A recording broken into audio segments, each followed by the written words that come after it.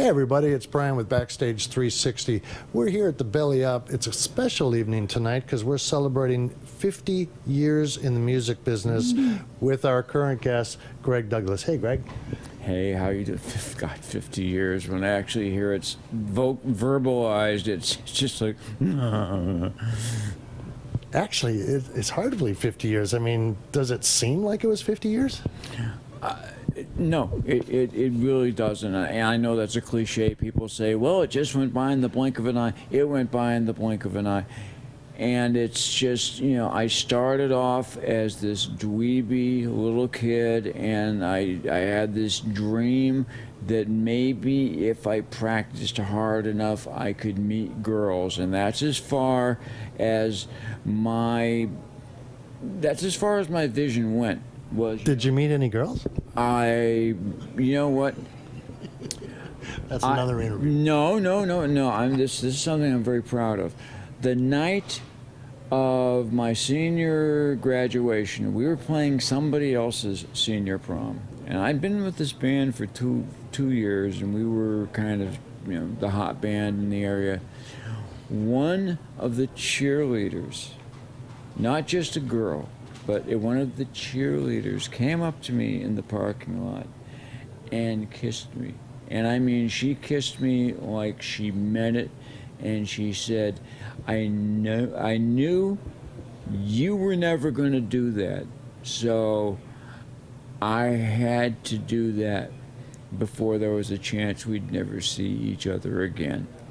And the first thing I thought was, thank you, God, for making me take those guitar lessons, and thank you, Dad, for taking me out of my room and saying, you're a dweeb, you do nothing but sit in your room and dork out and paint pictures and read comic books. You have to learn how to play a musical instrument. And my nightmares started, you know, because I'd see the guy with the glockenspiel, you know, going up and down the field, you know, ding, ding, ding, ding.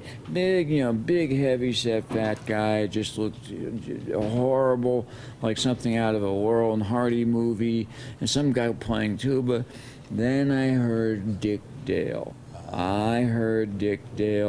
Playing Miserlou, and I said, that's what I want to do when I grow up, because that sounds like a guy musically going over the goal line for a touchdown. And I want to replicate that sound, because I will never be able to play sports because I have the physical coordination of someone who's just been tasered. But I heard that on the guitar, and I said, that is so solid.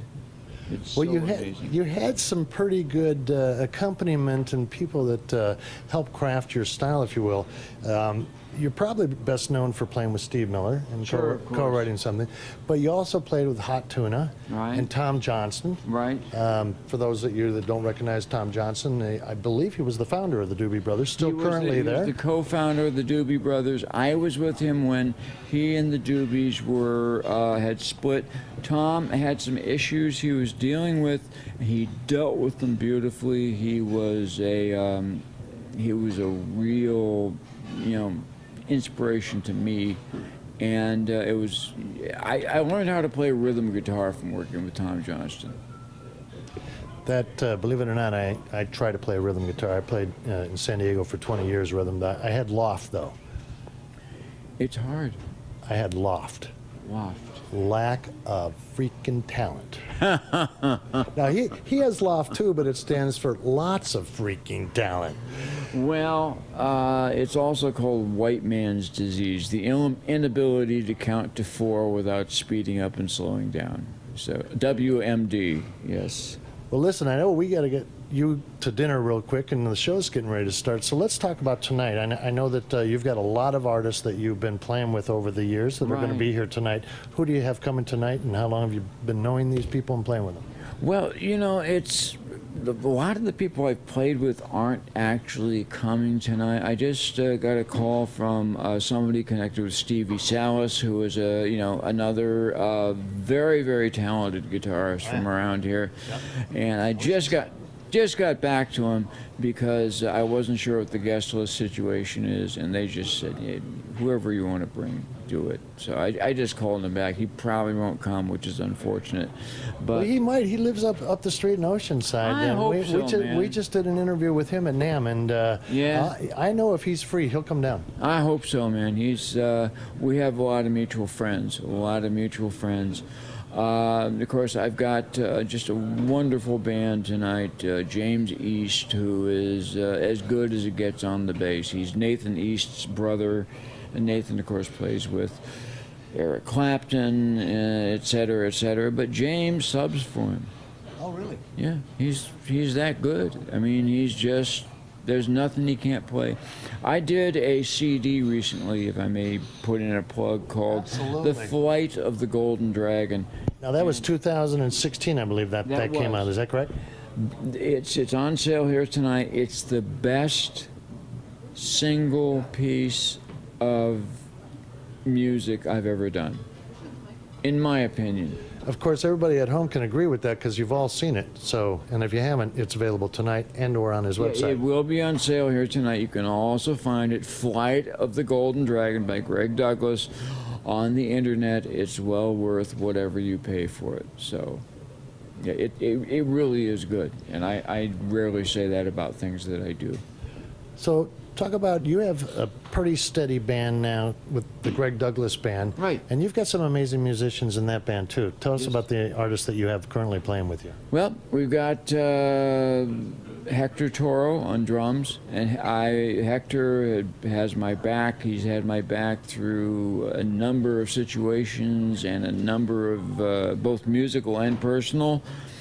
Joe Hastings is on bass. I've known Joe for 20 years. He's just a wonderful guy and a great bass player. Wild Rose is the vocalist, and Wild Rose. And I do. You two have really good chemistry on stage. There's a lot of fun banter that goes on back and forth. And she's a lovely woman. The band would not be together were it not for her. Her tenacity just, left me no choice. I had it with bands. I said, I'm never going to put my name on a band again. And she convinced me otherwise, and I'm so glad. She's a nice person and just a great singer. So. Well, people need to get out and come and see the Greg Douglas Band anytime they're playing near you. But I understand that you just got back from somewhere in the Bay Area, and there might be some breaking news about some new music collaboration or something going on, or can we break that yet? Well, there's so much stuff going on right now. First of all, the gig in the Bay Area was with a guy named Terry Haggerty, who was with a band called the Sons of Champlin.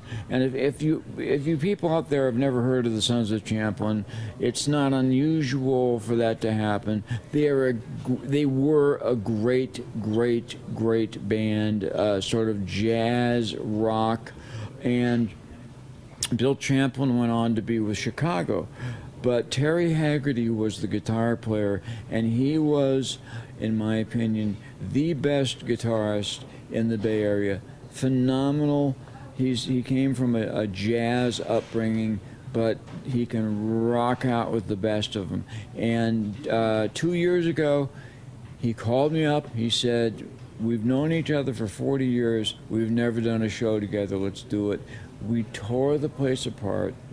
Now, this was in the Bay Area. This was in the Bay Area. Yeah, that's where Terry's really well known, and I'm still pretty well known there. We had a mutual friend who had his 65th birthday last night, and he wanted us to play. It went so incredibly well that Terry and I have discussed doing a CD. We're going to do a CD together. And it's just, we couldn't have more different styles, but somehow it all works. We Yes, talked go about that different styles, and it's actually Yeah. complementary different styles, if you will, because Big time. it actually gives a different twist to whatever style you have and or he has. It Yes. just it complements each other, even though it's totally different. Terry, being of a jazz upbringing, tends to go into other solar systems when he plays, and it's just phenomenal for me to listen to because I'm a meat and potatoes rock guy. That's what I do. I'm a rock and roller who started off as a finger picking folkie. So I'm sort of your typical '60s rocker. What we do is we balance each other out. I'm allowed to go further out. He always knows that he's going to have a soft landing place when I'm there because I play rhythm for him, and he can go out as far as he wants, and I'm right there to catch him when he comes back. Also, there. Wait. Yes, Before also. Yes. So this collaboration Yes. that is happening, is there kind of a timeline that people might be able to get a hold of it, or they just keep watching your website? Well, it's one of those things where the timeline would be whenever, We're trying to get an exclusive here, and he's not cooperating. No, here's what's going to happen. Okay, I'll spice this up a little bit. So, it is going to happen soon because the excitement is there. Terry has a full recording setup at his house, and the way we're going to do this is we're going to jam for a couple of hours, and we're just going to go out and just go crazy, go have dinner, come back and cherry pick the best parts and turn those into songs. I would like to bring Michael Muldoon into the mix, who is the gentleman who sang on the Flight of the Golden Dragon. So let's say within the next year. Well, we tried to pin him down, and it's just not going to work. It's going next year. Also, want to put one more plug in. There is one more band I have, which is called The Pompatus of Love. How'd you come up with that? Gee. Well, it's because people are always going, what is the Pompatus of Love? Now we have something that is the Pompatus of Love. It is the ultimate Steve Miller tribute band. We do all the hits. We have most of my band in there, and we also have Tyler Buckley, who is a well-known San Diego musician. We got him out from behind the drums, which has been his dream for years, and he's the lead singer in the Pompatus of Love, and it is without a doubt the best Steve Miller tribute band there is.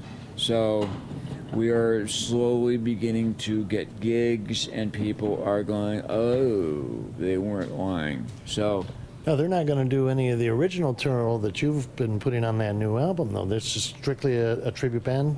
it's a tribute band, yeah, and it's all going to be Steve Miller because that's what people are coming to hear, and plus a few other classic rock hits from that same era. And just one last thing I would like to put in, and this is on a personal note. I have, I had some drug issues over the years. I have been walking around with hepatitis C in my body now for 40 years, and it was a deadly incurable disease. And it was slowly killing me. I was asymptomatic, but my doctor called me about 6 months ago, said you're not in deep trouble, but your liver is beginning to make it known that it does not like what's happening to it. I started this new treatment called the Harvoni treatment, which I won't go into the whole medical thing, but I started it 6 weeks ago. My first blood test, I still had 1 million viruses left in my body. My last test came back 2 days ago. Nothing. No detectable virus. So my liver is now going to have a chance to regenerate and get better. I will live probably an extra 5 to 10 years longer. I already feel better. I feel clearer. It's just phenomenal. So everything in my life right now couldn't be better. And then I've got this thing here tonight celebrating 5 decades of great music and debauchery.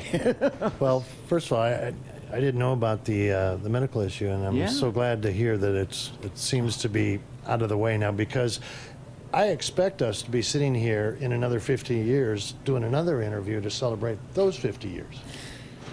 And well, we can try, right? We can try. They might be. Can we shoot for 5? Stretching 5 years is good. Yes, I'll go. We're going to be that. back here in 5 years for this. We'll be back in 5 years, and my liver will be back in 4. We're looking forward to tonight's show, the Greg Douglas Band, and then the Pompatus of Love. Make sure that when they're playing in your town, you get out and see them. For BackStage360, thanks for watching. Take care. Bye, guys.